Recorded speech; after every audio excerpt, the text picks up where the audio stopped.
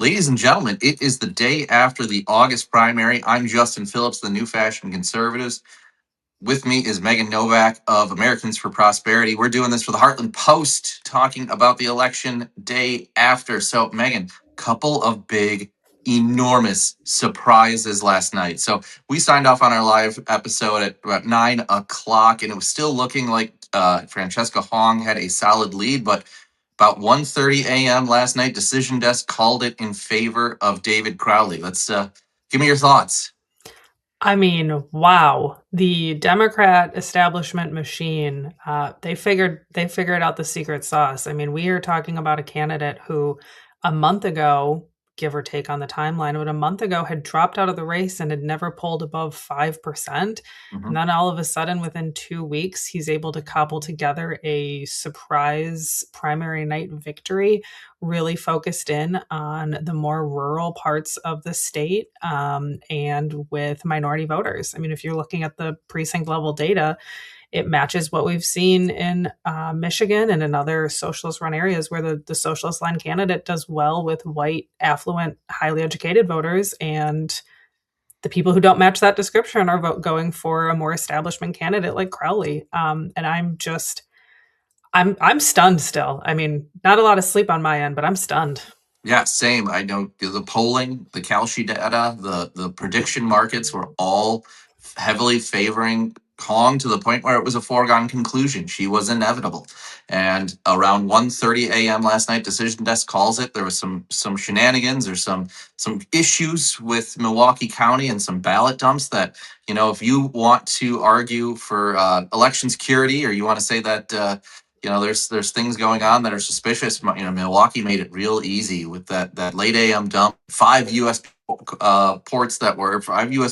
sticks that were improperly programmed, or however you want to call it. Like just surprises all around.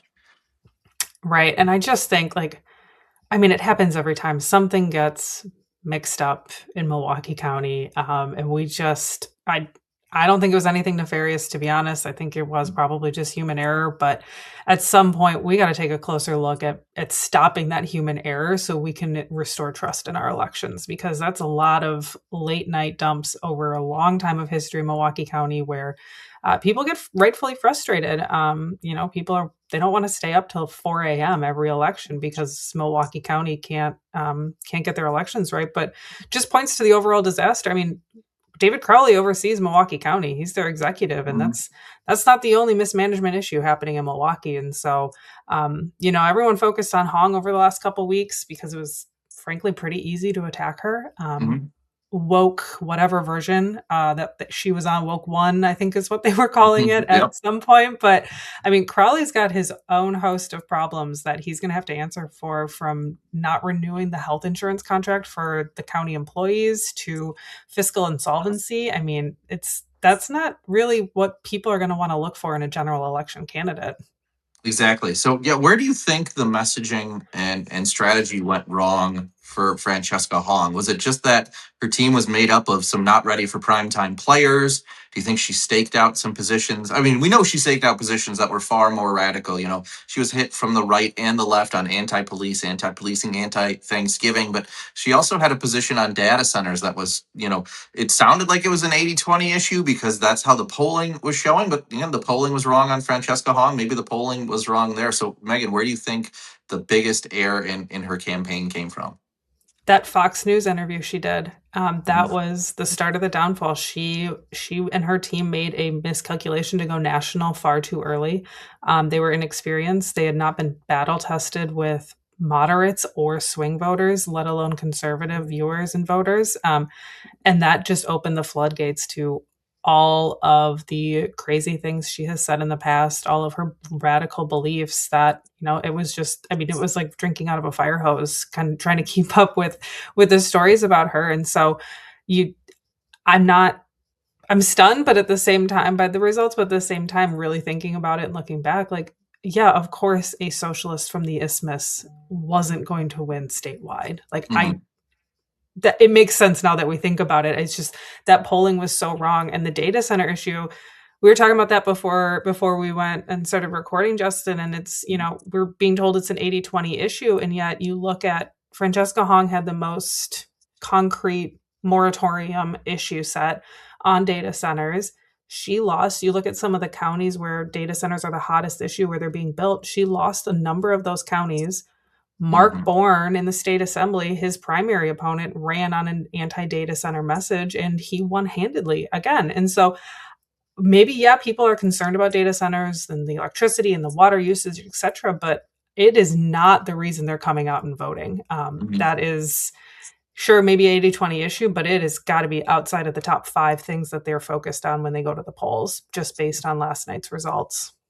Yeah, I couldn't agree more. I think maybe some of her positions, policy wise, we're a bit too far outside the extreme. But yeah, I think you're right in saying that that Fox News article was the beginning of the downfall, because a lot of conservative X, election Twitter, and even some of the more mainstream publications like Politico and Axios were starting to cover Francesca Hong in a way that you start posting those negative things about her extreme statements on being anti-Thanksgiving or anti-holiday, and it gets clicks, and then you want to get the next one and the next one. And so I think a surprising amount of oppo on Francesca Hong dropped before the general election, that I think the Tiffany campaign might have been ready to sit on it and wait till then, but conservative X got ahead of it and unleashed it all on her. So it was just an onslaught going into the past couple of weeks. And I think we see that a bit with her endorsements or lack of endorsements.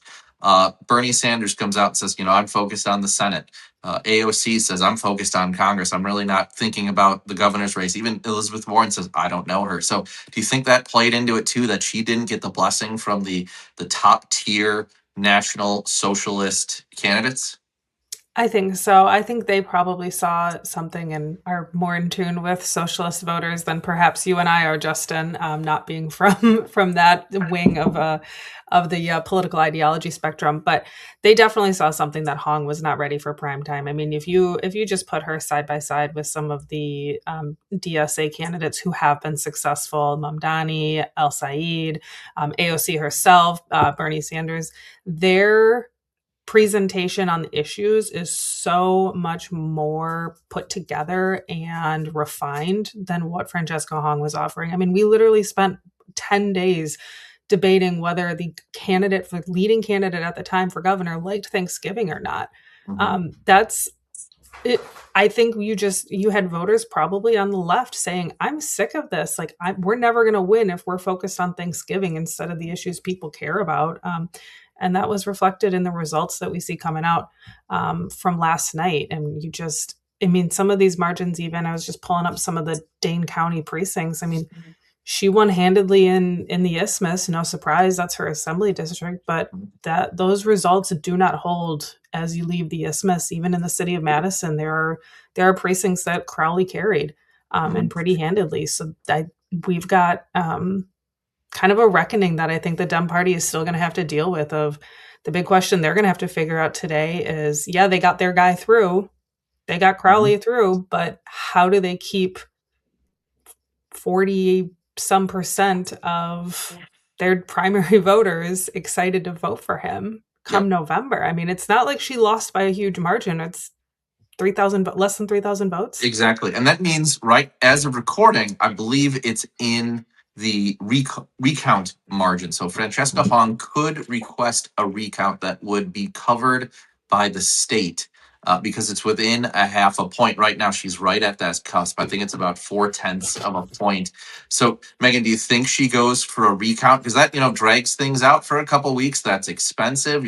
I know the state will pay for the recall or cover the costs of the recall, but doesn't cover the cost of all the lawyers and all of the people you're going to need on the ground watching those ballots be hand counted. So do you think the strategy for Hong right now is to see if they're question the Milwaukee ballot dump? Do they become does the socialist left become election deniers in this last couple of minutes or hours in the race here?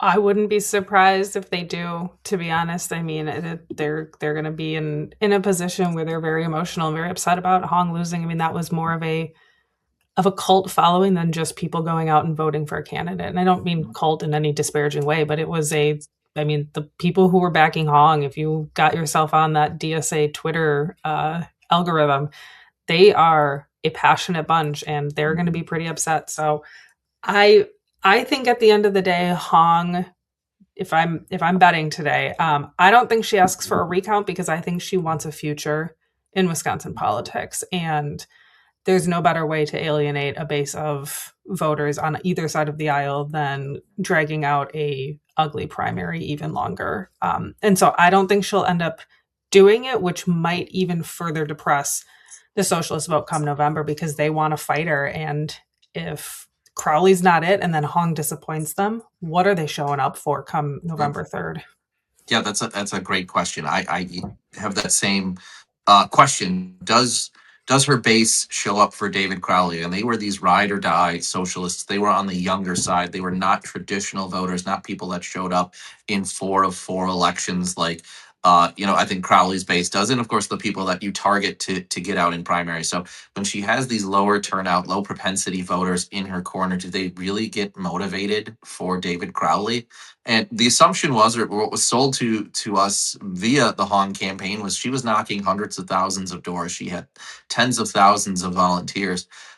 Do those people carry over and vote for and continue to vote and volunteer for David Crowley, or do they just kind of sit on their hands and maybe begrudgingly, holding their nose, vote for David Crowley in November? So stuff we'll have to keep an eye on.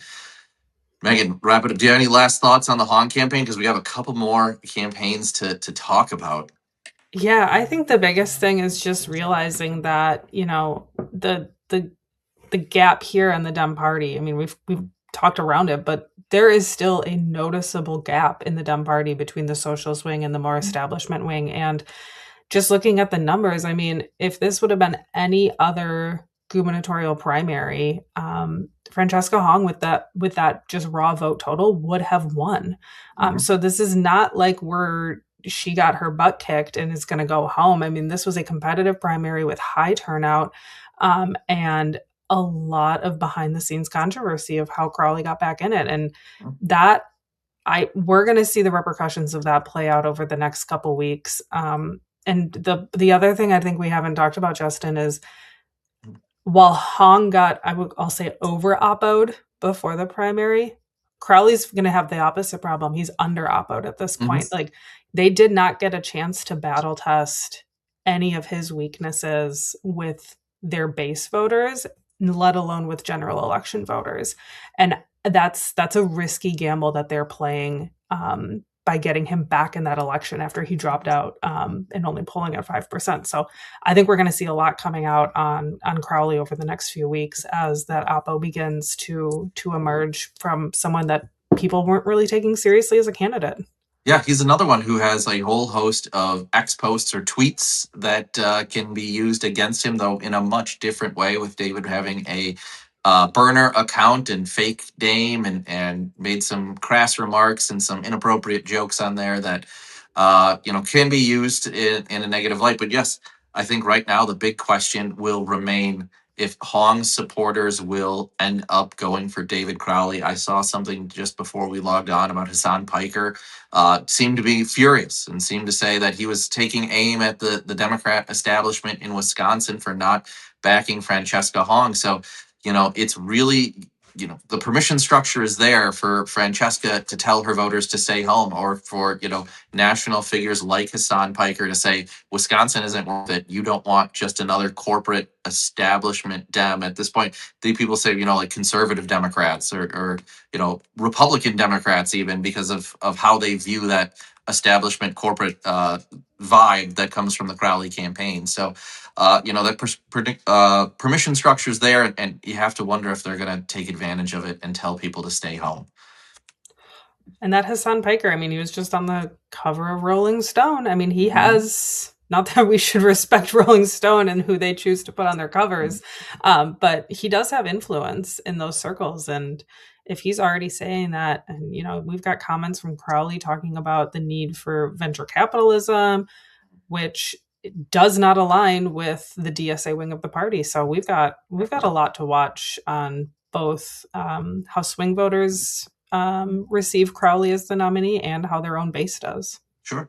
And now, kind of going down the rest of the ticket on the Democrat side, I don't think there were any major surprises. I know we had talked about during our live stream and on the Heartland Post a few candidates that were running that socialist insurgent grassroots campaign, taking on the kind of the coronated candidates, but none of them seemed to pull it off. You have Rebecca Cook rematch with DVO. That was one we watched. That was called early in the night, but we thought maybe Cook's opponent could pull that one off. The rest of the slate of the congressional candidates went traditional for the Democrats. There was nothing new there, and I'm looking at these right now.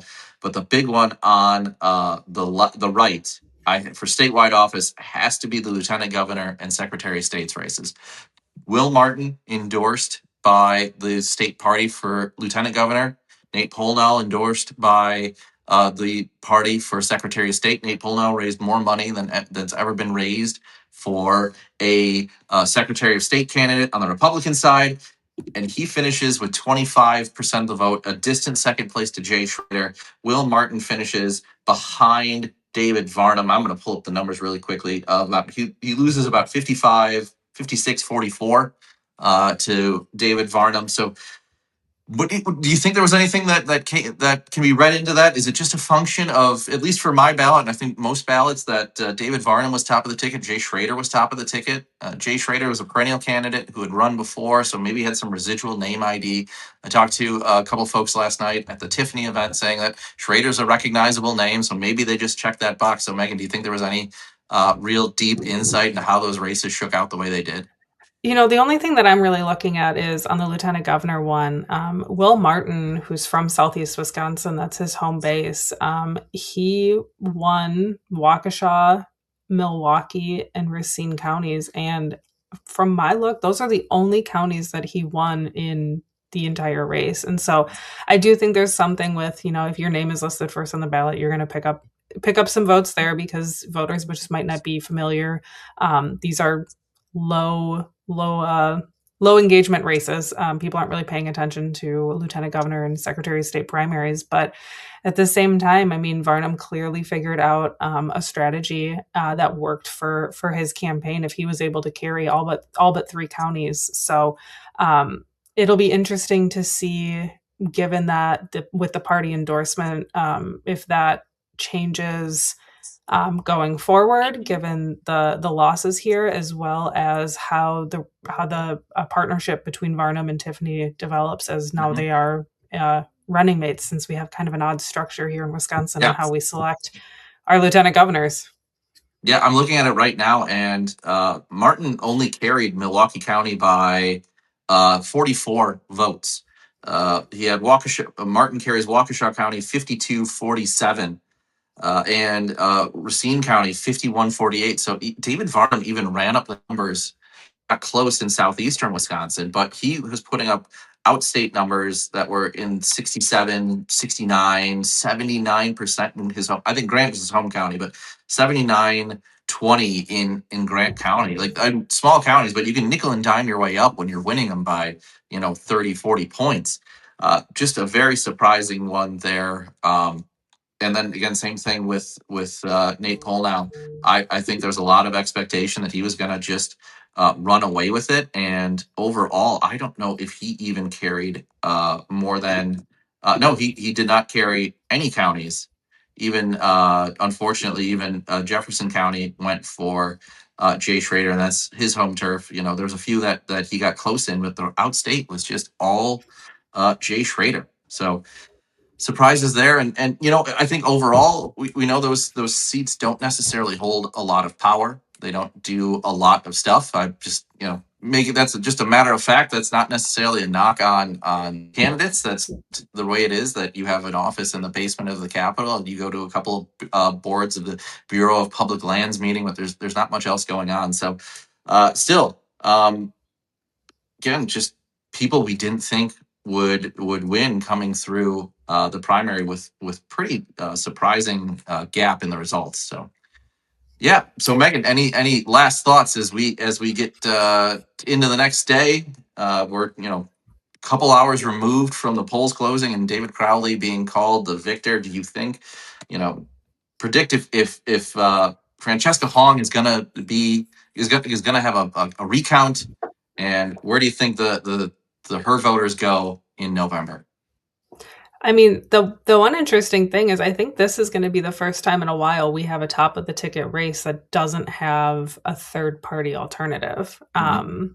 Correct me if I'm wrong on that, but I don't think there's a Green Party or a Constitution Party or anything like that Mhm. that's going to be on the ballot. And so that is going to be for Hong voters. They're going to kind of be in the position. I mean, there's no such thing really as a successful write-in campaign, and I don't think they'll look at doing that in the general. But they're probably going to be looking at, since there's no Green Party or someone else who aligns more closely with their socialist held values, that they're probably looking at either holding their nose, like you said, and voting for Crowley, or leaving that election blank. And then what does that do in a race that we know it's going to be tight? I mean, even when we were thinking that Hong was going to be the nominee, yesterday and Yeah. the day before, we were all saying it's still going to be tight. Yeah, Hong has some crazy, some wild radical statements out there, but that doesn't mean Wisconsin is going to flip on being a 50-50 purple state. Mhm. And it's the same with Crowley. I mean, and that's one thing that we haven't talked about yet, Justin, is just this instant doomerism in the online space right now of like, oh, Crowley won,